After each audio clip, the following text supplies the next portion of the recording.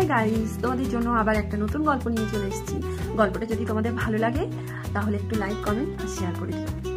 শোন, এক স্বামীকে তার স্ত্রী জোর গলায় বলে উঠল, শোনো, কাল সকাল হলেই তোমার মাকে বৃদ্ধাশ্রমে দিয়ে এসো।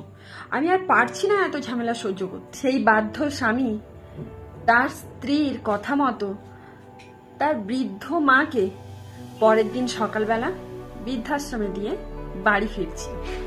ঠিক এমন সময়ই তার ফোন বেজে উঠল, তার স্ত্রীর ফোন।